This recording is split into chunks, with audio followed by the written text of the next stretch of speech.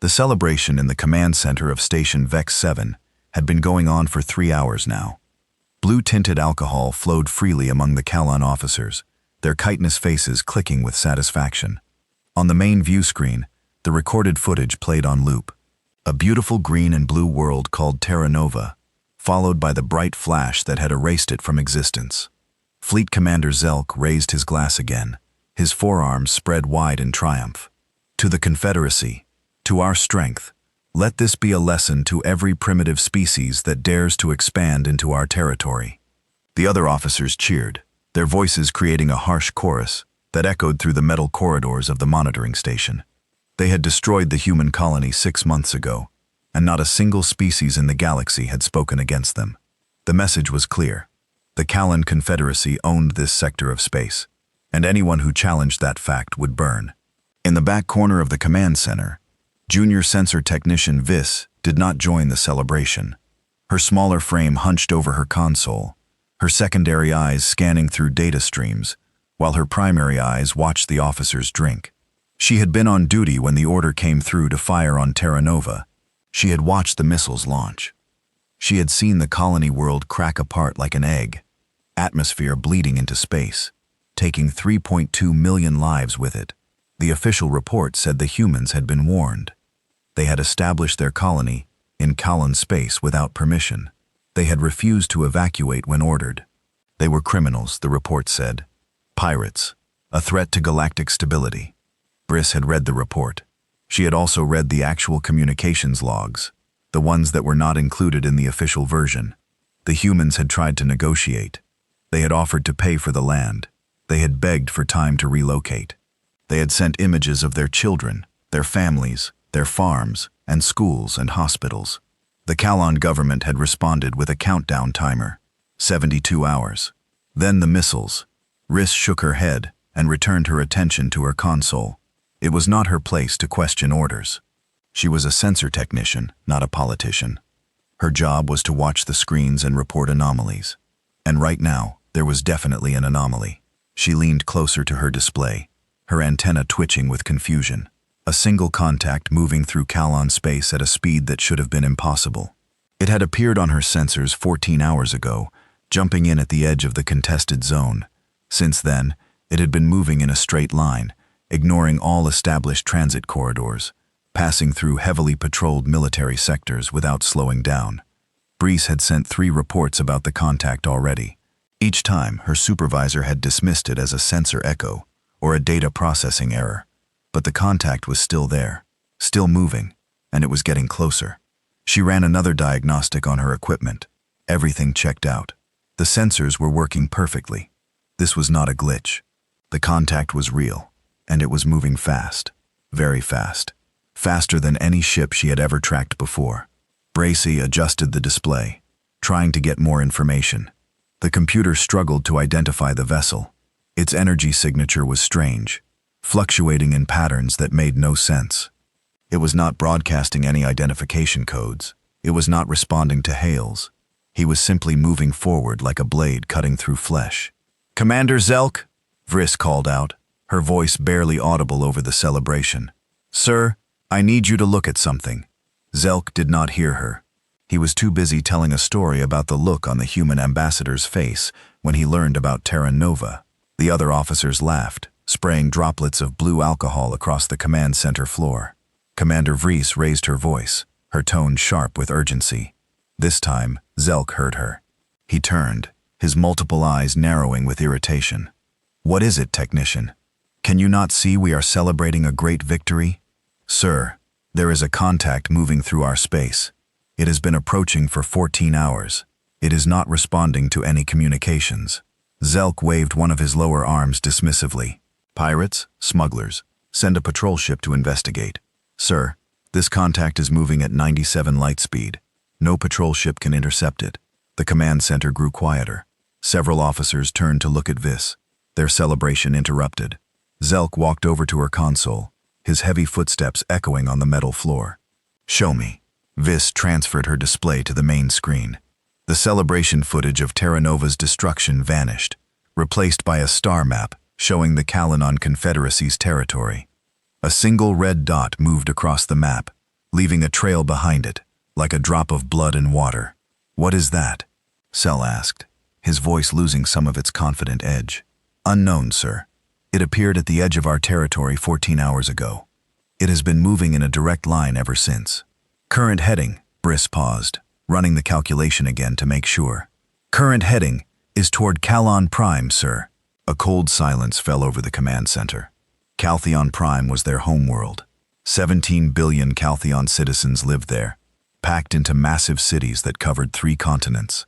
It was the heart of their civilization, protected by the largest defensive fleet in known space. Zelk stared at the screen, his antenna rigid with tension. "What kind of ship is it? Military? Civilian? What species?" "Unknown, sir. The energy signature does not match anything in our database. It is broadcasting no identification. It is not using any known communication frequencies. Have we tried to intercept it?" 2 patrol groups attempted intercept in the Helry sector. The contact did not slow down or change course. It passed through their position before they could engage. Silk's primary eyes widened. "It went through our patrols." "Yes, sir. It did not go around. It went directly through their formation." The patrol ships reported severe sensor interference and temporary system failures, but no hostile action. By the time their systems recovered, the contact was gone. One of the other officers, a weapons specialist named Krell, stepped forward. "It must be a scout ship or a probe. Nothing that small could threaten Calon Prime." "How do you know it is small?" Viss asked quietly. Krell turned to her irritation clear on his face. "Because only small ships can move that fast. Everyone knows this." Viss pulled up another display. "Sir, I have been analyzing the energy readings. Whatever this is, it is not small. Based on the gravitational distortion it is creating, I estimate its mass to be at least 3 times that of a Kalon battlecruiser." The command center erupted in noise. Officers shouted questions, argued with each other, demanded explanations. Selk raised all 4 arms for silence. "Technician Viss, you are telling me that an unknown vessel larger than a battlecruiser is moving through our most secure military space at near light speed, heading directly toward our home world, and we have no idea what it is or who is controlling it." "Yes, sir. That is exactly what I'm telling you." Zelk turned back to the main screen, his expression grim. The red dot continued its steady progress across the star map, unwavering, unstoppable. "How long until it reaches Calon Prime?" he asked. Briss checked her calculations. "At current speed, approximately 47 hours, sir. Send an immediate alert to Fleet Command. All ships in the system are to move to defensive positions around the homeworld. I want every sensor station between here and there tracking this thing. And I want linguists analyzing every communication frequency we have. Maybe we are missing its transmissions." "Yes, sir." Briss turned back to her console, her fingers moving rapidly across the controls as she sent out the alerts. The celebration was over. Officers scattered to their stations, the blue alcohol forgotten. The command center transformed from a party to a war room in seconds. For the next 30 hours, Viss did not leave her station. She tracked the contact as it moved through Callian space, unchanging in speed or direction. Other sensor stations confirmed her readings. This was no glitch. This was real. Fleet Command deployed over 800 warships to defensive positions around Callian Prime. It was the largest military gathering in Calthon history. Surely Viss thought nothing could threaten such a force. But the contact did not slow down. It did not change course. It simply kept coming. Viss tried everything she could think of to identify the vessel. She compared its energy signature to every known species in the database. Nothing matched. She analyzed its propulsion system, trying to understand how it could maintain such speed without burning out its engines. The math did not work. According to everything she knew about physics, the ship should have torn itself apart hours ago. But it had not. It just kept coming. 17 hours before the contact would reach Calon Prime, something changed. The ship began broadcasting. Friss almost missed it. The signal was faint, buried in subspace frequencies that were rarely used. But her equipment picked it up, and she immediately routed it to the linguistics team. 10 minutes later, her console lit up with an urgent message from the linguistics department. She opened it, read the first line, and felt her blood turn cold. She opened a direct channel to Commander Zelk. "Sir, The contact is broadcasting a message. Zelk appeared on her screen, his face haggard from lack of sleep. What does it say? Who are they? Sir, the message is in our language. Perfect Callian. No accent, no errors. It is repeating on a loop. What does it say? Silk demanded. Friss swallowed hard, her mandibles clicking with nervousness. It says you killed our children. We are coming. Zelk stared at her through the screen. That is all. Yes, sir. Just those 7 words over and over. Our children. Zelk repeated slowly. Then understanding dawned in his eyes. Terra Nova. This is about Terra Nova. The humans, sir. I believe this is a human ship. Zelk laughed, but there was no humor in the sound. Impossible. The humans are a primitive species. They barely have interstellar travel. They cannot build something like this. Sir, what if we were wrong about them? We were not wrong. We studied them for years before we destroyed their colony. They are weak, sentimental. They waste resources on art and music, and useless emotions. They are no threat to us. Vriss looked at her screen at the red dot that continued its relentless approach. Sir, with respect, if they are no threat, why is that ship still coming? Zelk had no answer. He closed the channel without another word. Viz sat alone at her console, watching the contact move across her screen. In 16 hours, it would reach Kalon Prime. In 16 hours, they would learn whether the Kalan Confederacy's greatest military force could stop a single human warship. She thought about Terra Nova. She thought about the 3.2 and 2 million humans who had died there. Children, families, people who had come to a new world looking for a better life. And she thought about the message playing over and over in the darkness of space. You killed our children. We are coming. Viz pulled up the footage of Terra Nova's destruction again, watching it with new eyes. She saw the missiles strike. She saw the atmosphere burn. She saw the world die. And for the first time, she wondered if perhaps the Kalan Confederacy had made a terrible mistake. The contact continued moving forward. The message continued broadcasting, and somewhere in the command center, a party that had celebrated death was now preparing for the consequences. The humans were coming, and they were bringing their grief with them. Admiral Kresh stood on the bridge of the Kallian dreadnought Inevitable Victory and watched 847 warships arrange themselves in defensive formation around his homeworld. It was beautiful in a way, the synchronized movements of hundreds of vessels, each one a masterpiece of military engineering, each one carrying enough firepower to crack a moon. He had been a fleet admiral for 32 years. He had fought in 7 wars. He had never lost a battle. And today he was facing a single enemy ship. It should have been ridiculous. 847 against 1. But Crash did not feel confident. He felt something he had not experienced in decades. He felt afraid. Status report, he commanded, his voice steady, despite the churning in his stomach. His tactical officer, a young male named Drex, looked up from his console. All ships in position, Admiral. Weapon systems charged, shields at maximum. We have overlapping fields of fire covering every possible approach vector. And the contact still approaching, sir. Speed unchanged. Distance, 400,000 kilometers, and closing. It will enter weapons range in approximately 12 minutes. Kresh nodded slowly. 12 minutes, until they would learn the truth about this mysterious vessel. 12 minutes, until they discovered whether the humans were truly as primitive as the intelligence reports claimed. He walked to the main view screen and stared at the stars. Somewhere out there beyond the range of visual sensors, the human ship was coming.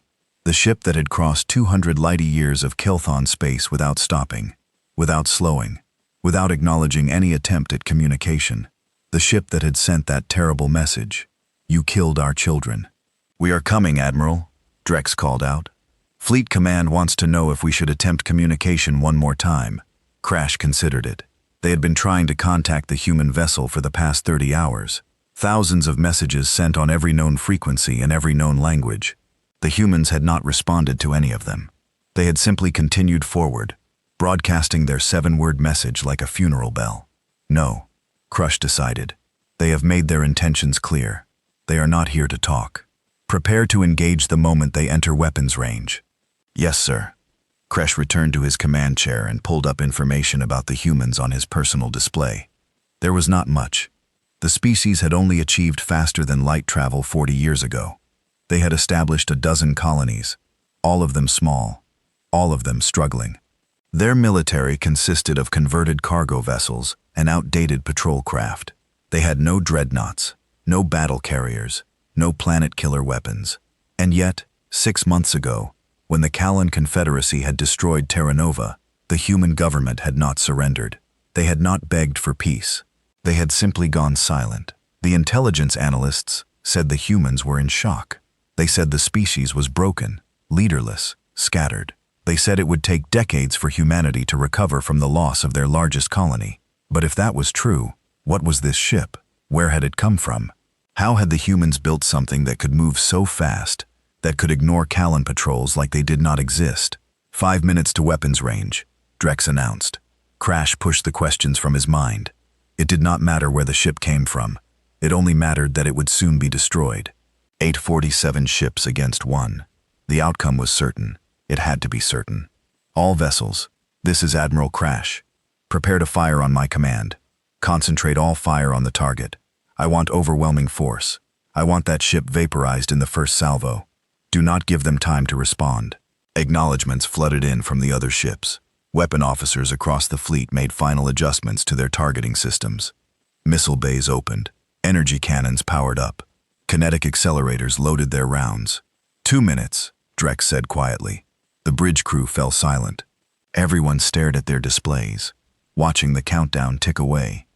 Kresh could hear his own breathing loud in his ears. His hearts were beating too fast. He forced himself to calm down. He was a fleet admiral. He did not panic. "Admiral!" the sensor officer called out suddenly, her voice tight with confusion. "I am reading something strange." "What is it?" "The contact, sir. It is changing. The energy signature is increasing. It is like it is waking up." Crash leaned forward. "Waking up? What does that mean?" "I do not know, sir. But power readings are climbing rapidly. Whatever was dormant is now active." "Shields?" "Yes, sir. Shields are coming online, but they are not like our shields. The energy pattern is completely different. I cannot determine their strength." 1 minute, Drex said. Cash gripped the arms of his command chair. "All ships prepare to fire. Stand by." The seconds crawled past. Every eye on the bridge was fixed on the main view screen, where the computer was projecting the estimated location of the human vessel. 30 seconds. Crash took a deep breath. "All ships target locked. Prepare to visual contact," the sensor officer shouted. The main view screen flickered, and then resolved into an image that made Crush's blood freeze. The human ship was massive, easily twice the size of his dreadnought. It hung in space like a dark monument.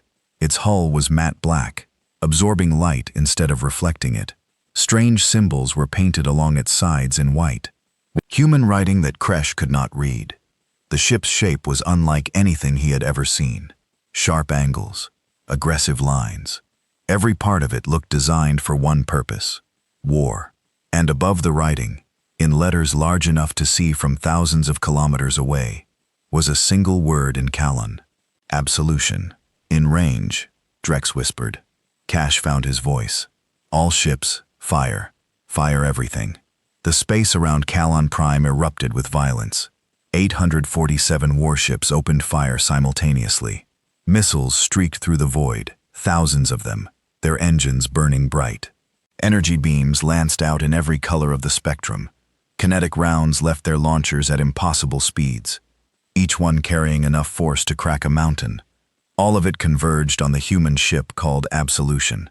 Crash watched the view screen, waiting for the inevitable destruction, waiting for the human ship to disintegrate under the onslaught. But it did not disintegrate. The Absolution shields flared to life, and they were like nothing Cash had ever seen. Instead of the usual blue or green bubble that Kalan shields projected, these shields rippled like liquid metal. The missiles struck and exploded, creating massive fireballs. The energy beams hit and dispersed. The kinetic rounds impacted and simply stopped, and the shields grew brighter with each hit. "Report," Crash demanded, his voice sharp with disbelief. The sensor officer stared at her console, her antenna trembling. "Sir, the shields are not just deflecting our weapons. They are absorbing the energy.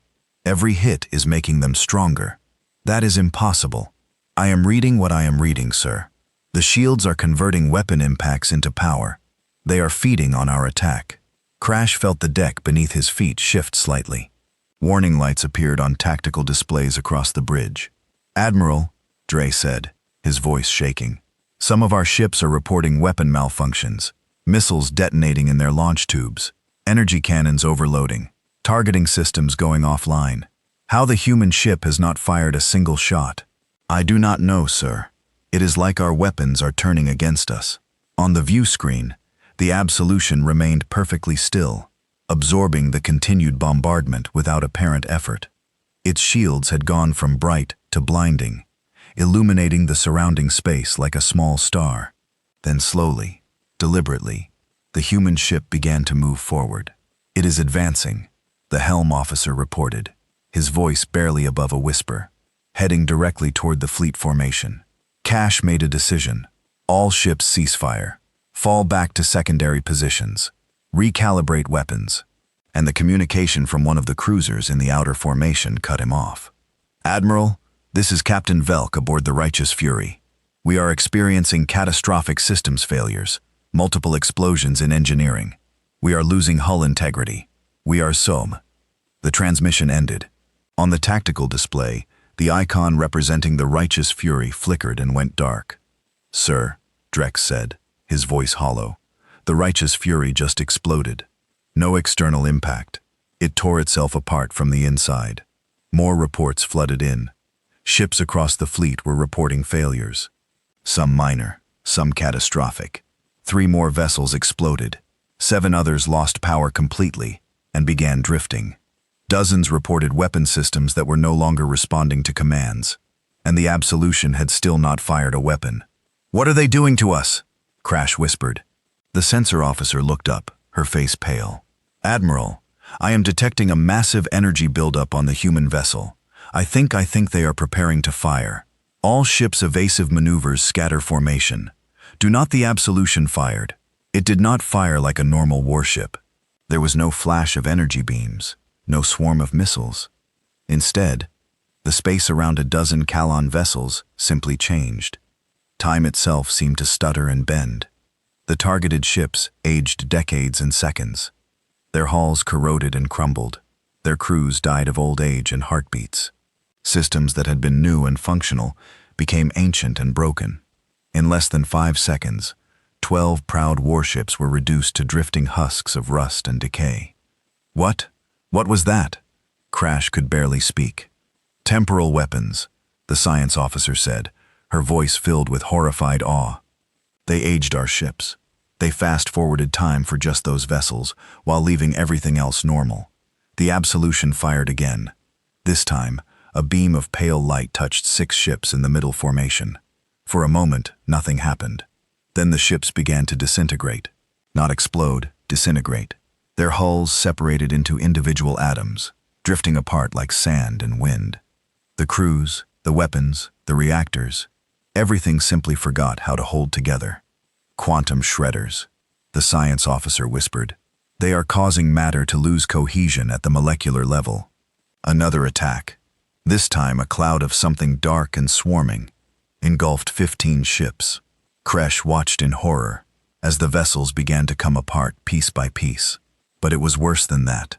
The ship's communications were still active, and he could hear the screams of the crews as something ate through their hulls, their systems, their bodies. The screams lasted for 2 full minutes before the ships went silent, reduced to empty metal skeletons. Nanite swarms, the science officer said, tears running down her face. Self-replicating machines that deconstruct everything they touch. In 17 minutes, the Kallian fleet lost 400 ships. Not damaged, not disabled. Lost, gone, reduced to wreckage or dust, or aged into garbage. Kresh sat in his command chair and watched his fleet die. He had trained for this his entire life. He had studied every battle tactic, every strategic principle, but nothing had prepared him for this. Nothing had prepared him to face an enemy that did not fight like anyone else. An enemy that had weapons that should not exist. An enemy that treated the greatest fleet in Caltheon history like it was nothing. Admiral Drex said quietly, We need to retreat. We need to fall back and regroup. Kresh looked at the tactical display. Half his fleet was gone. The other half was in disarray, scattered across the system, trying desperately to stay out of range of the Absolution, and the human ship was not pursuing them. It was continuing on its original course, heading directly toward Kalon Prime. "Send the order," Kresh said, his voice defeated. "All ships retreat to the inner system. Defensive positions around the homeworld. Maybe the planetary shields will slow them down." As the remaining ships fled, Kresh kept his eyes on the Absolution. The black ship moved through the debris of his fleet untouched, unstoppable. Its shields had dimmed now that the attack had stopped, but they still glowed faintly like embers. And on its hull, that single word mocked him: Absolution. Somewhere aboard that ship, Kresh knew were humans. The species he had been told was primitive, weak, no threat. They had been wrong, so terribly, catastrophically wrong. And now, as the Absolution approached Kalon Prime, with 17 billion civilians huddled beneath its gaze, Kresh realized the truth. The humans had not come to fight a battle. They had come to deliver judgment. The Galactic Council Chamber was designed to inspire awe and cooperation, built on the neutral station of Concordia. The circular room featured seats for representatives from 73 different species, all arranged in concentric rings around a central holographic display. The walls were transparent, offering a view of the spinning galaxy beyond. It was a place where civilizations came together to solve problems peacefully. Right now, it looked like chaos. Ambassador Telvin of the Rexian Unity was shouting at the Kalon representative, his translator struggling to keep up with his rapid speech. The Brevix delegation was arguing with the Helix, who were arguing with the Cortani, who were arguing with everyone. Voices in 100 languages filled the chamber, creating a wall of noise that threatened to drown out all reason. At the center of it all, displayed on the massive hologram for everyone to see, was footage of the Absolution tearing through the Kalon defense fleet. Council Director Marana, a Vexon with silver skin and too many eyes, struck her resonant staff against the floor 3 times. The sound cut through the noise like a blade, bringing a temporary silence. "Order." Morirana's voice carried authority, earned over 40 years of diplomatic service. "We will have order in this chamber, or I will clear it and make decisions without your input. Is that understood?" The delegates settled reluctantly into their seats, though the tension remained thick in the air. Turned to the Kalon representative, Ambassador Keelthax, who sat alone in his delegation section. He looked exhausted, his chitinous skin dull, his antenna drooping. "Ambassador Keelthax," Morirana said, her tone formal but not unkind. "Please provide an update on the current situation." Keelthax rose slowly, his forearms hanging limp at his sides. "The human warship Absolution has entered orbit around Kalon Prime. Our remaining defensive fleet has taken positions between the ship and our homeworld." But he paused, mandibles clicking with distress. "But after what happened to our outer fleet, no one believes we can stop them if they choose to attack." "How many casualties so far?" asked Ambassador Chen of the Human Confederacy, his voice cutting through the chamber like ice. Keelthax turned to look at Chen, and something like fear flickered in his eyes. 413 ships destroyed, 217,462 Kalon military personnel killed, approximately 300,000 more injured or missing. Chen nodded slowly. He was an older human, with gray hair and deep lines around his eyes. He wore a simple black suit, with no decorations except for a small pin on his lapel, a green and blue circle representing Terra Nova. "And how many humans did your government kill when you destroyed Terra Nova?" Chen asked, his voice perfectly calm. Keelthax's antenna drooped further. 3,200,741, according to your own census data. 3,200,741, Chen repeated. "Men, women, and children, scientists and farmers, teachers and artists, people who had never held a weapon in their lives, people whose only crime was building homes on a world you claim to own." "Ambassador Chen," Marana interrupted gently, "this council has already discussed the legality of the Kalon-Chan action against Terra Nova. While many of us found it excessive, it was technically within their rights under the Territorial Sovereignty Accords. The humans were in Kalan space without permission. Chen turned his cold gaze on Morirana. We tried to get permission for 3 years. We filled out every form. We followed every protocol. We offered payment. We offered trade agreements. We offered everything, except leaving our families to die in the cold of space. The Kellan government denied your requests, Morirana began. They denied our requests and gave us 72 hours to evacuate an entire planet. Chen's calm facade cracked, showing the fury beneath. Do you know how long it takes to evacuate 3 million people? Do you know how many ships that requires? We did not have time. We told them we did not have time. We begged for an extension. Just 1 more month, 1 more week. He pointed at Kilax without looking at him. They started their countdown anyway, and when it reached 0, they fired. They killed everyone. Everyone, including my granddaughter. The chamber fell silent. Chen took a breath and straightened his suit, his composure returning like a mask. So please, Council Director, do not lecture me about territorial rights and legal technicalities. My government does not care about your laws anymore. Your laws did not save our children. Mirana closed several of her eyes, a sign of distress in Vexan culture. Ambassador Chen, we understand your grief. We understand your anger. But what your ship is doing, these weapons it is using, this is beyond anything we have ever seen. How did humanity develop such technology? Chen smiled, and it was not a pleasant expression. Motivation. When you have to bury 3 million of your people. When you have to tell mothers that their children are gone. When you have to admit that you failed to protect an entire world. Motivation becomes very easy to find. Where did the absolution come from? Ask Ambassador Telvin of the Rexian Unity. Our intelligence reported that humanity had no heavy warships under construction. No weapons programs that could produce anything like what we have seen. You are correct, Chen said. We had no such programs. 6 months ago, we could barely defend our own shipping lanes. But then Turduranova died, and something changed. Our scientists stopped working on commercial applications. Our engineers stopped designing colony ships. Every resource, every brilliant mind, every factory we had, was redirected to a single purpose, making sure that what happened to Terra Nova would never happen again. He pulled up a holographic display, showing the absolution from multiple angles. We built the ship in 4 months. 4 months from design to deployment. We did not sleep. We did not rest. We worked every single day, driven by the faces of the dead. Every person who helped build the absolution lost someone at Turduranova. We built it from grief and rage and determination. 4 months, Mirana whispered. That is impossible. A ship that size should take years. Nothing is impossible when you are properly motivated, Chen said flatly. The absolution has exactly one purpose: to ensure the galaxy understands that humanity will not be victims ever again. By committing genocide, Kalax found his voice standing up in his section. By destroying an entire species. Is that your justice? Shen finally looked directly at the Kalian ambassador. Tell me, Kalax, when your government was debating whether to destroy Terra Nova, did anyone argue for mercy? Did anyone suggest a peaceful solution? Did anyone think about the children who would die? Kelthax's mandibles moved, but no sound came out. I see, Chen said. So, you made your decision with full knowledge of what it would mean.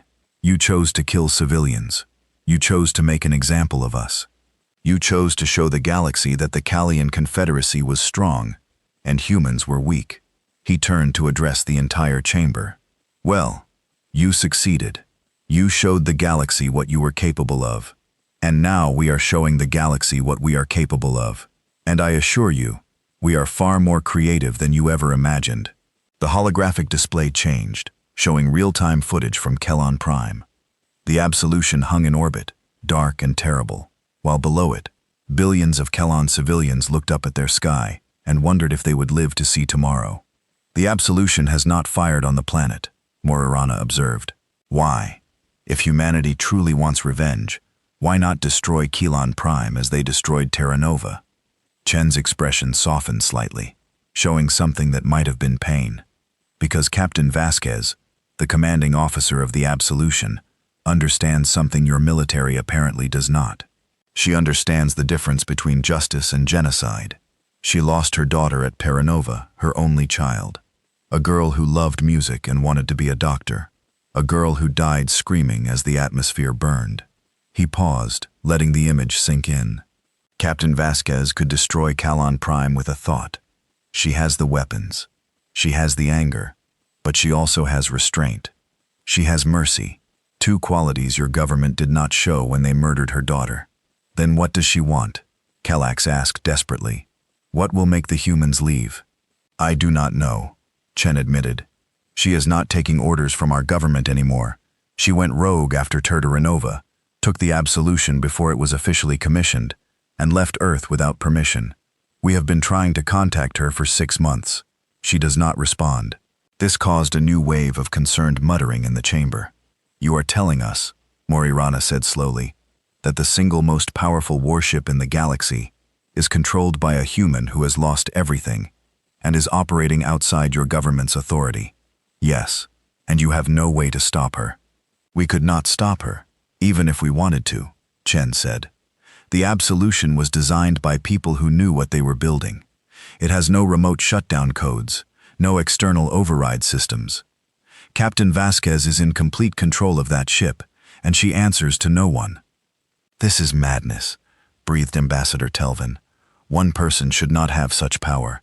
One government should not have the power to erase 3 million lives without consequences. Chen shot back. But here we are. You all sat in this chamber 6 months ago and watched the footage of Turduranova burning.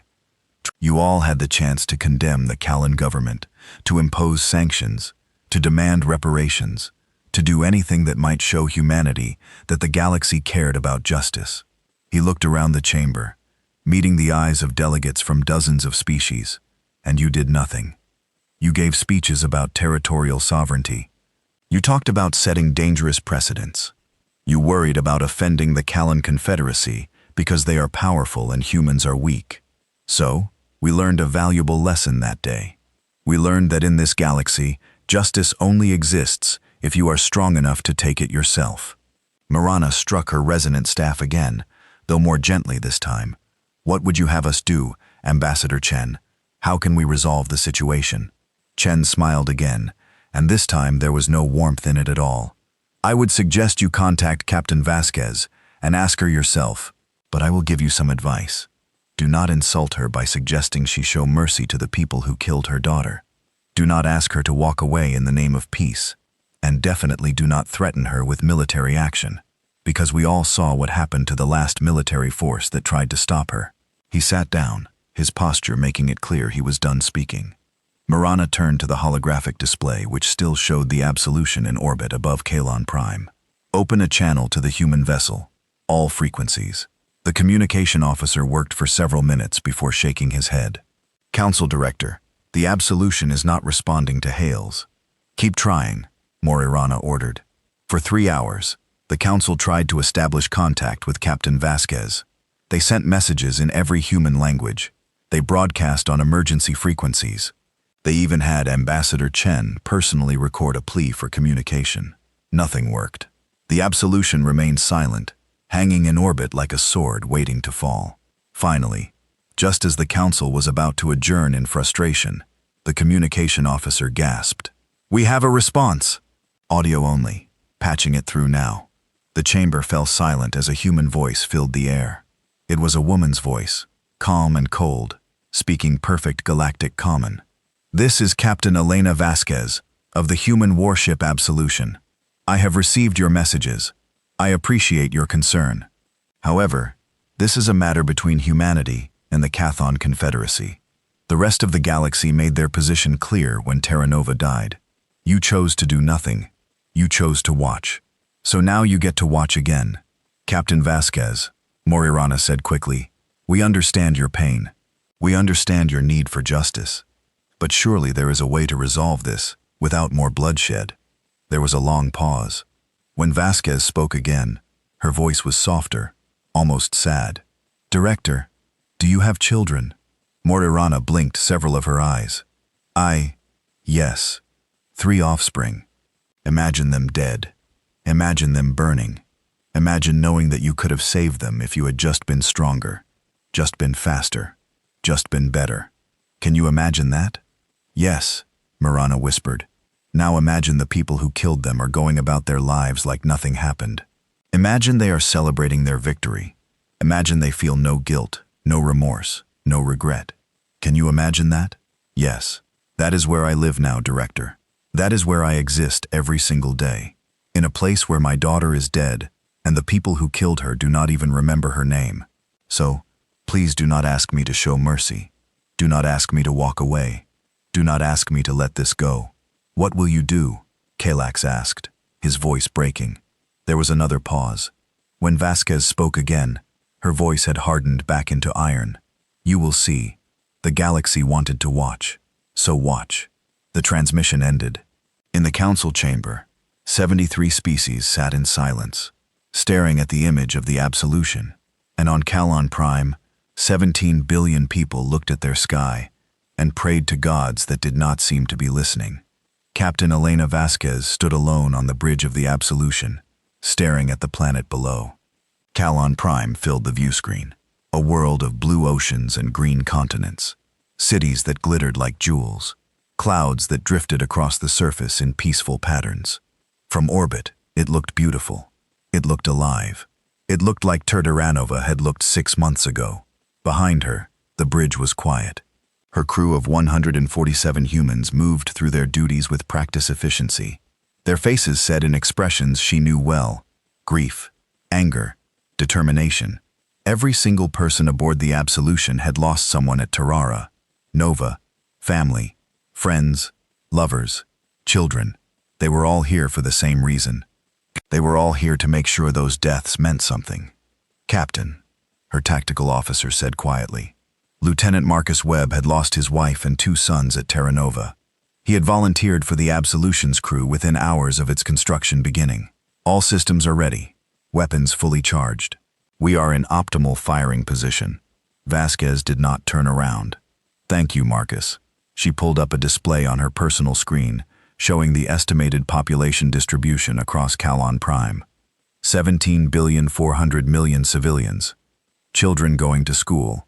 Adults working in offices and factories. Elderly people sitting in parks, feeding whatever passed for birds on this world. Innocent people. People who had not fired the missiles at Terra Nova. People who maybe did not even agree with their government's decision. Just like the people of Terra Nova had been innocent. Her personal communicator chimed. She glanced at it, seeing a message from Ambassador Chen. She had received dozens of messages from him over the past weeks. She had ignored all of them. She knew what he would say. Come home. Let the government handle this. Do not throw your life away. Do not become what they are. But Chen did not understand. You could not become something you already were. The moment Terra Nova died, the moment she heard her daughter's last message cut off by static and fire, Elena Vasquez had stopped being a starship captain and had become something else, something darker, something necessary. She opened another file on her display. Audio recordings from Turturanova's last hours. She did not listen to them. She had heard them so many times she had them memorized. But she looked at the timestamps, the desperate calls for evacuation ships, the pleas for mercy, the realization in those final minutes that no help was coming. Her daughter's voice was in there. Message timestamp 2347.1273 minutes before the missiles struck. A simple message: Mom, I'm scared. They say the countdown is almost over. They say we're going to die. I just wanted to tell you that I love you. I wanted to tell you that I'm not angry. You did everything you could. I know you did. I love you. I love you. The recording ended there. The missiles had struck. Captain, her science officer called out. Dr. Sarah Chen, no relation to the ambassador, had been one of Terra Nova's leading researchers before taking a sabbatical to visit family on Earth. She had survived because of a vacation. Everyone she had worked with for 10 years had burned. The Kalon government is broadcasting another surrender offer. They are willing to agree to any terms. Replay it, Vasquez ordered. The voice of Con Premier Thrax filled the bridge. He sounded desperate. Captain Vasquez, please, I am begging you. Our government was wrong. We were wrong. We should not have destroyed Turturanova. We should have negotiated. We should have shown mercy. But punishing billions of innocent civilians for the decisions of a few leaders, that is not justice. That is revenge. Please, I am begging you, do not do this. The transmission ended. Vasquez laughed, a bitter sound. He is begging. Now he begs. Where were his begs when we asked for time to evacuate? Where was his mercy when our children were dying?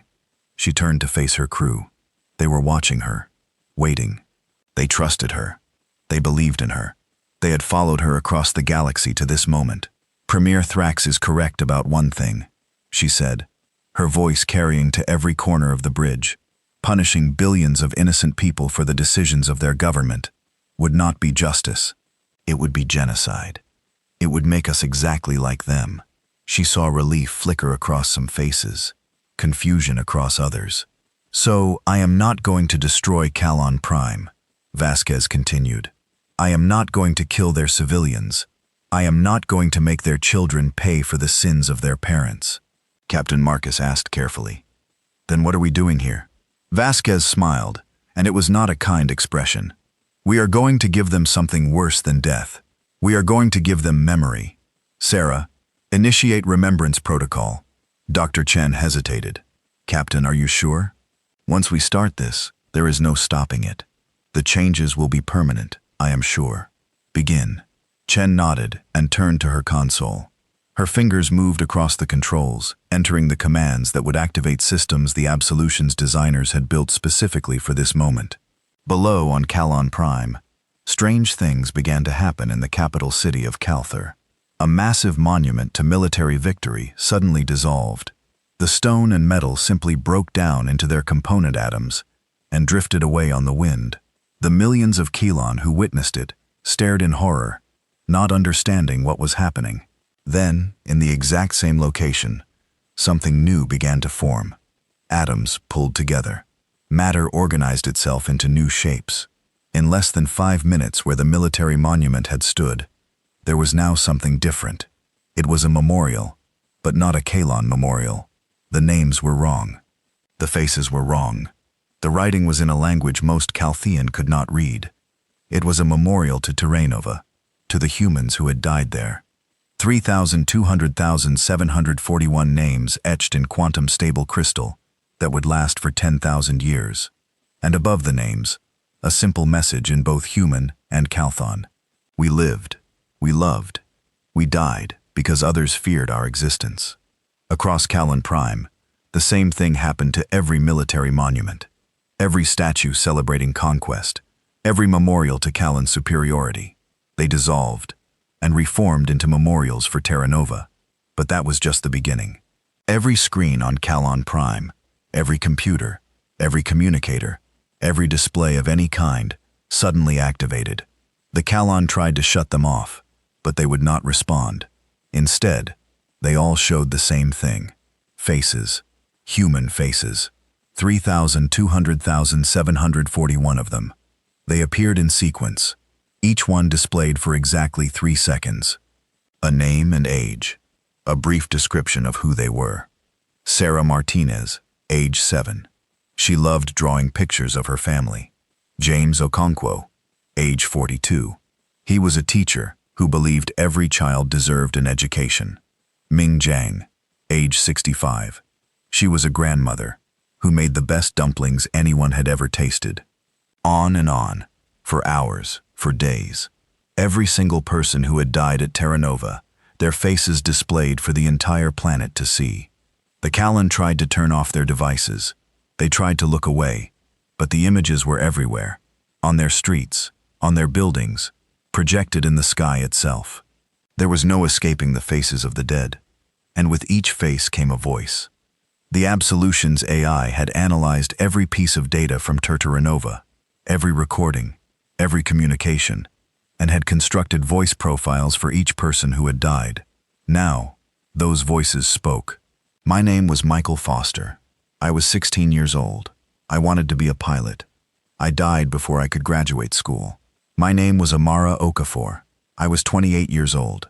I had a daughter who lived on Earth. I never got to say goodbye. My name was Robert Chin. I was 53 years old. I had just opened a bakery. I died trying to help my neighbors reach the evacuation ships that never came. Premier Thrax appeared on the Kalon news networks trying to calm his people. This is a psychological attack. Turn off your devices. Go inside. This will pass. But it did not pass. The voices continued. The faces continued. Day after day, the people of Kalon Prime were forced to confront the reality of what their government had done. On the Absolution, Vasquez watched the monitoring displays. She could see the chaos on the planet below. She could see the Kalon struggling to cope with the constant bombardment of human faces and voices. Some were angry, some were defiant. But many, she noticed, were beginning to cry. "Captain," Marcus said quietly, "we are receiving a transmission from the planet. It is not from the government. It is from a civilian broadcast station. Play it." A Kalon face appeared on the screen. It was a female, young, her antenna drooping with distress. She was speaking directly to a camera, her voice shaking. "My name is Vis. I am a sensor technician. I was the one who first detected your ship approaching. I am the one who has been tracking you since you entered our space." She paused, mandibles clicking with emotion. "I was also on duty when the order came to fire on Terra Nova. I watched the missiles launch. I watched your world die, and I did nothing to stop it." Tears were running down her kite in his face. Vasquez had not known Kalon could cry. "I am sorry," Vriss continued. "I know those words mean nothing. I know sorry does not bring back the dead, but I need to say it. I need you to know that not all of us agreed with what was done. Not all of us celebrated. Some of us have been living with the guilt for 6 months, knowing we were part of something terrible." She held up a datapad showing something to the camera. "This is a list. A list of everyone in our military who questioned the order to fire on Terra Nova. Everyone who argued for mercy. Everyone who said we should give the humans more time. Do you know how many names are on this list?" She turned the pad around. Vasquez could see the list. It was long. Hundreds of names, maybe thousands. "We tried," Bress said, her voice breaking. "We tried to stop it, but we were not strong enough. We were not brave enough. We were cowards. When now your faces haunt us, your voices haunt us, your dead haunt us. And we deserve it. We deserve every moment of this." The transmission ended. Vasquez stared at the blank screen for a long moment. Then she opened a ship-wide channel. All hands prepared to initiate Phase 2 of Remembrance Protocol. "Captain," Sarah said carefully, "Phase 2 is the military strikes. Are you certain?" Vasquez pulled up the targeting data. Not cities, not civilian areas, only military installations, weapons factories, shipyards, military MEs, command centers, every piece of infrastructure the Kalon military used to build and maintain its power. "I am certain we promised the galaxy they would watch. So let them watch." Fire. The Absolution's weapons came online. But these were not the exotic weapons that had destroyed the Outer Fleet. These were conventional, precise, devastating. 17 minutes. That was all it took. 17 minutes to reduce the Cathon military infrastructure to ashes. Not a single civilian casualty. Not one hospital struck. Not one school damaged. Just cold, precise destruction of the ability to make war. When it was over, Vasquez opened a channel to Kalon Prime, to the entire planet, to the entire galaxy. "My name is Captain Elena Vasquez. 6 months ago, your government killed my daughter. They killed 3,200,741 human beings. They did this to make a point. They did this to show the galaxy that they were strong, and we were weak." She paused, looking at the planet on her view screen. "I could destroy your world. I could kill every one of you. I could make you feel the pain we felt. But I'm not going to do that. Do you know why?" The galaxy listened. "Because death is easy. Death is escape. I am not giving you escape. I am giving you memory. For the rest of your lives, you will wake up and see our faces. You will go to work and hear our voices. Your children will grow up learning the names of our dead. Your monuments will honor our victims. Your history will remember our loss." She leaned forward, her voice dropping to something cold and final. "You wanted to make an example of us. Consider it done. You are the example now.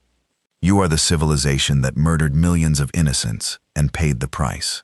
Every species in this galaxy will look at you and remember. Every time someone thinks about attacking civilians, they will remember Kalon Prime. They will remember the Absolution. They will remember that humanity does not forget. She closed the channel. Marcus, she said quietly, set course for the outer rim. We are done here. Yes, Captain. As the Absolution prepared to leave orbit, Vasquez took one last look at Kalon Prime. The planet was covered in memorials now, covered in the faces of human dead. It would stay that way. The quantum-etched monuments were permanent. The AI broadcasts would continue for years. The Kalon would live, but they would never forget what they had done. And that, Vasquez thought, was a fitting punishment. The Absolution turned away from Kalon Prime and accelerated into the darkness. Behind it, 17 billion people stared at the faces of the dead and began to understand the price of genocide. 6 months had passed since the Absolution left Kalon Prime. 6 months since Captain Elena Vasquez had shown the galaxy what human justice looked like.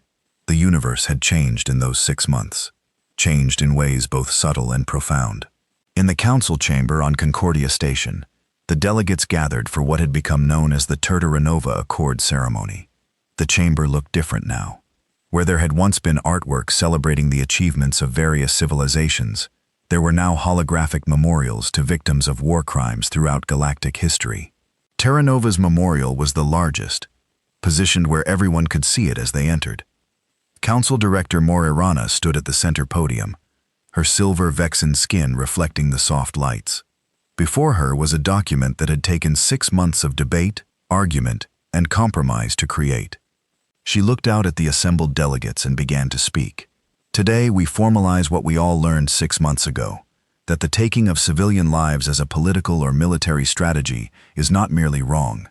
It is an invitation for consequences that we as a galactic community cannot control and should not tolerate. She gestured to the document floating in holographic form above the podium. The Terra-Nova Accords established several principles. First, any military action against civilian populations is now classified as a crime against sentience, punishable by the full force of this council. Second, any species that commit such crimes will face mandatory disarmament and reparations. Third, and most importantly, humanity has been granted authority to respond to civilian massacres committed by any species against any species. This last point caused some shifting in seats. It was unprecedented. One species given authority to act as enforcer for the entire galaxy. Ambassador Telvin of the Rexian Unity stood. Council Director, I want to be clear.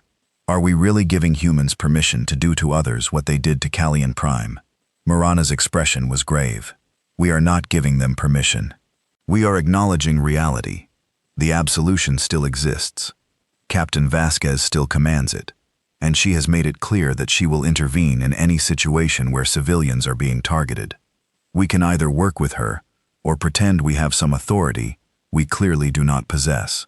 Where is the Absolution now? Asked a delegate from the Cortani system. Patrolling the outer rim, Morana answered. Captain Vasquez has not returned to human space. She considers her mission ongoing. In the back of the chamber, Ambassador Chen sat quietly. He wore his black suit with the Terra-Nova pin. He had not spoken during the debate over the Accords. There was nothing left to say. His government had tried to recall Vasquez dozens of times. She had ignored every order, every plea, every threat. The Absolution answered to no one. I call for the vote, Morana announced. All in favor of ratifying the Terra-Nova Accords. One by one, the delegates voted. Some eagerly, some reluctantly, but they all voted the same way. 73 species, 73 votes in favor, 0 against. The Accords were law. Far from the council chamber on Kalon Prime, life had adapted to the new reality. The faces still appeared on screens every day. The voices still spoke the names of the dead. The quantum-etched memorial still stood in every city, impossible to remove, impossible to ignore.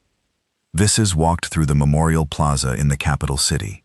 It had once been Victory Square, a place where military parades celebrated Kalon's strength. Now it was covered in human names and faces.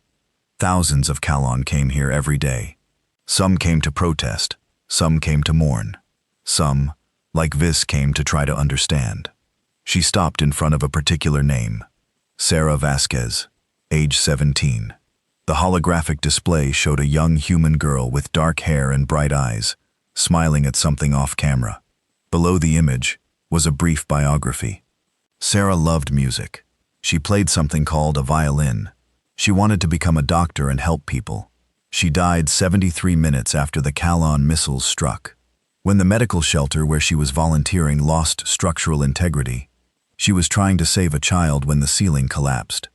Briss read the biography every day. She had read hundreds of them, thousands. She needed to know them. She needed to understand what her government had taken from the universe.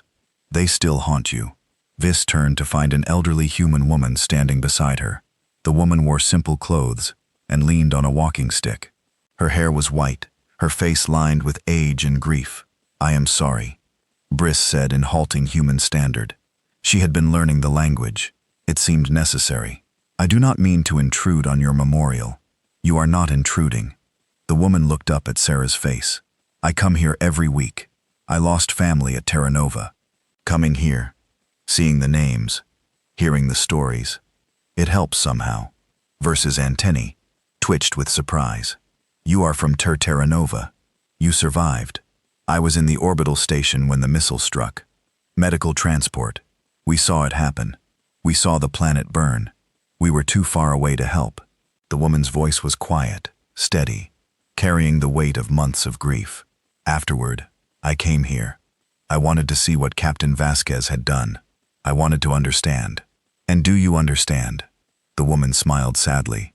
"I understand that Captain Vasquez gave us something no one expected. Not revenge, not justice, something else, memory." She gestured at the memorial around them. "On Earth we have a saying, those who forget the past are condemned to repeat it. The captain made sure no one will forget. Not us, not you, not anyone."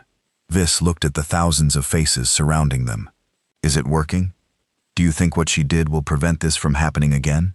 "I do not know. But I know that every species in the galaxy watched what happened here. They saw what we lost. They saw what you lost. They saw the price of casual cruelty." The woman turned to Vriss. "What do you think?" "You are Kellyan. Has it changed anything?"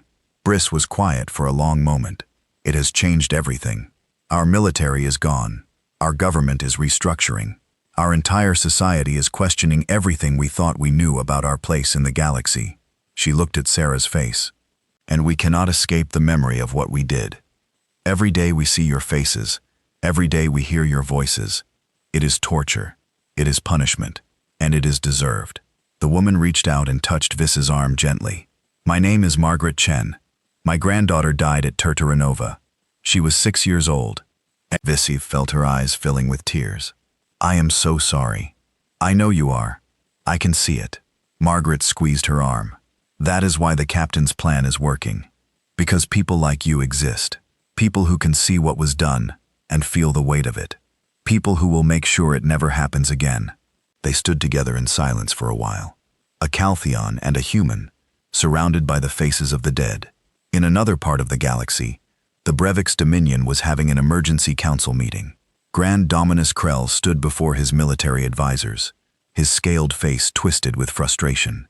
"Explain to me again why we are not proceeding with the Helix operation." His chief military strategist, a younger Bree named Sax, pulled up a holographic display. It showed the Absolution tearing through the Kalon fleet. "Sir, we have analyzed every second of footage from the Kalon incident. The humans have weapons we cannot defend against. Temporal disruptors, quantum shredders, molecular nanites. And that is just what they showed us. We have to assume they have more. The Absolution is one ship," Krell growled. "One ship commanded by a rogue captain. We have a fleet of thousands." "Yes, sir. And the Kalon had 847 ships. The Absolution destroyed 400 of them in 17 minutes, without taking damage." So brought up another display. This one showing economic data. "But the weapons are not even the worst part, sir. Look at what happened to the Kalon economy. Trade sanctions from 70 species. Required reparations that will take decades to pay. Complete military disarmament. They went from being a major power to a supervised territory in 6 months." He pulled up another image. The memorials covering Kalon Prime. And this, every day their people see the faces of the humans they killed. Every day they are reminded of what they did. It is breaking their society. Suicide rates are up 300%. Birth rates have dropped by half. The psychological damage alone is worse than if the humans had just destroyed the planet. Krell stared at the images. He had been planning to attack the Hellry colonies for 2 years. The Helix had resources the Brakes needed. Attacking their civilian settlements would have been the fastest way to force surrender. Would have been cancel the operation, Krell said finally. Relief flooded Six's face. Yes, sir. A wise decision. I do not tell me it is wise. Tell me it is necessary. Tell me we have no choice because one human with a ship full of grief has somehow become the enforcer for the entire galaxy. Yes, sir. That is exactly what happened. Krill dismissed his advisors and sat alone in his command chamber. He pulled up the famous transmission from Captain Vasquez as the one every species had heard. Death is easy. Death is escape. I am not giving you escape. I am giving you memory. He had heard it dozens of times. Each time it sent a chill through his scales, not because of the words themselves, but because of what they represented. The humans had found something worse than weapons. They had found a way to make punishment eternal. They had found a way to weaponize conscience itself. The Hellry's colonies would be safe. The Brakes would find other ways to get the resources they needed, ways that did not involve dead civilians and eternal memorials. Because no one, Krell realized, wanted to be the next example. On the bridge of the Absolution, Captain Elena Vasquez stood at her command station and looked at the star map. The ship was near the edge of known space, patrolling the regions where conflicts were most likely to occur. Captain Marcus said from the tactical station, "We are receiving a transmission from Fleet Command. They are ordering us to return to Earth." Acknowledged. Delete the message. Yes, Captain. It was the 47th recall order she had ignored. Earth wanted her home. They wanted to decommission the Absolution. They wanted to pretend the galaxy could go back to normal. But Vasquez knew better. The galaxy would never be normal again. She had changed it permanently. Sarah, she called to her science officer. What is the status of the Remembrance satellites? Dr. Chen pulled up a display. All functional, Captain. We have deployed them in orbit around Calon Prime, Terra Nova's ruins, and 14 other locations throughout the galaxy. They are broadcasting continuously. The memorials remain stable. Good. The Remembrance satellites were Vasquez's lasting gift to the galaxy. They ensured that even if the Absolution was destroyed, even if she died, the memorials would continue. The faces would keep appearing. The voices would keep speaking. For centuries, for millennia, no one would forget Terra Nova. Captain, her communications officer said, "We are receiving a message from an unusual source. It is from Calon Prime, civilian frequency. A woman named Vis." Vasquez froze. She knew that name. Vis had been the sensor technician who first detected the Absolution. She had also been the one to broadcast that apology 6 months ago. Play it. Vis's face appeared on the screen. She looked older, more tired, but her eyes were clear. "Captain Vasquez, I do not expect you to respond to this message. I do not expect you to care, but I needed to tell you something. The memorials you created are working. My people are changing.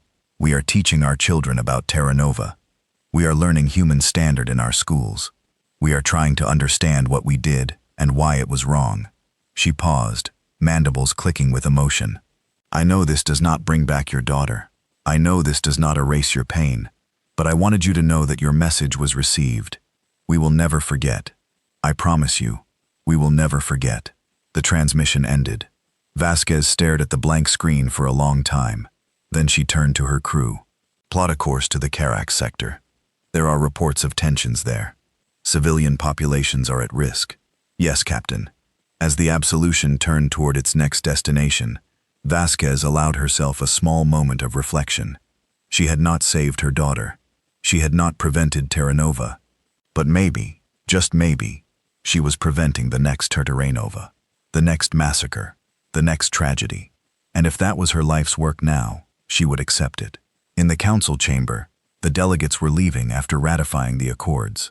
Ambassador Chen remained behind, looking at Terra Nova's memorial. After a moment, Morirana joined him. "Your government is not happy with Captain Vasquez," she observed. No, they are not. They wanted a different kind of justice. Something cleaner. Something that did not involve a rogue captain with ultimate weapons. But you understand her. Chen smiled sadly. I lost my granddaughter at Terra Nova too. A little girl named Lisa. She loved to paint. She would have been 7 years old next month. He touched the Terra Nova pin on his lapel. Elena Vasquez did what she thought was right. She made sure Lisa and all the others would not be forgotten. How can I condemn her for that? Mirana was quiet for a moment. Then she said, the galaxy is afraid of her. Good. Fear prevents stupidity. Fear makes people think twice before killing children. If the price of peace is that everyone fears one human warship, I will take that trade. What if she becomes what she fought against? What if the absolution becomes an instrument of oppression? Chen turned to look at Moirana. Then we will deal with that problem when it comes. But right now, for the first time in centuries, civilian casualties in galactic conflicts have dropped to nearly zero. Species are negotiating instead of attacking. The strong are thinking twice before crushing the weak. That is because of Elena Vasquez. That is because every would-be conqueror looks at the sky and wonders if the absolution is watching. He started to leave, then paused. You asked, what if she becomes a tyrant? I ask, what if she is exactly what this galaxy needed? Mirana had no answer. On the outer rim, the absolution continued its patrol. Silent, watchful, waiting, and across the galaxy. On 1,000 worlds, people looked at their screens and saw the faces of Terra Nova's dead. They learned the names. They heard the stories. They remembered a Helry's mother teaching her children about Sarah Vasquez, the girl who wanted to be a doctor. A Cortani historian documenting every name, every face, preserving them for future generations. Iraxian artists creating sculptures in memory of people she had never met, but could never forget. The memorials were everywhere now, not just on Kalanova Prime, but spreading across the galaxy like seeds planted in soil. Species were building their own memorials to Terra Nova. Museums were opening. Schools were teaching about the massacre and what it meant. Terra Nova had become more than a tragedy. It had become a lesson, a warning, a promise. Never again.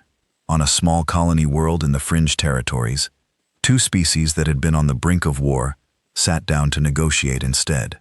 The mediator pointed to a holographic image of the absolution hanging in the room. That is the alternative, she said simply. Talk or explain to your children why the humans came. They talked in the military academy on the Vexen homeworld. Young cadets studied the Battle of Kalon Prime, not for its tactics, though those were revolutionary, not for its weapons, though those were terrifying. They studied it for its restraint, for the moment when Captain Vasquez had the power to destroy 17 billion lives and chose not to. This, their instructor said, pointing at the frozen image of Vasquez on the bridge, is what separates soldiers from murderers. This is what separates justice from genocide. Power without restraint is not strength, it is weakness. Remember that. The cadets remembered. Aboard the Absolution, Vasquez sat in her ready room, surrounded by the quiet hum of the ship. On her desk was a single photograph printed on actual paper. In the old human tradition, it showed a young woman with dark hair and bright eyes holding a violin, smiling at the camera. Sarah Vasquez touched the photograph gently. I did it, baby, she whispered. I made sure they remember you. I made sure your death meant something. I made sure no other mother has to feel what I feel. There was no answer. There would never be an answer. Sarah was gone, burned away in fire and fury, 6 months before her 18th birthday. But her face lived on. Her name lived on. Her story lived on 1,000 worlds in 1,000,000 memories. In the collective conscience of an entire galaxy, Vasquez stood and walked back to the bridge.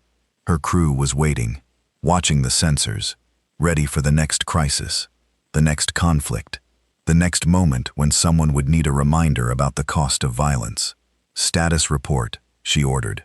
All systems nominal. Captain, patrol route is clear. No conflicts detected in our sector. Good. Maintain course and speed.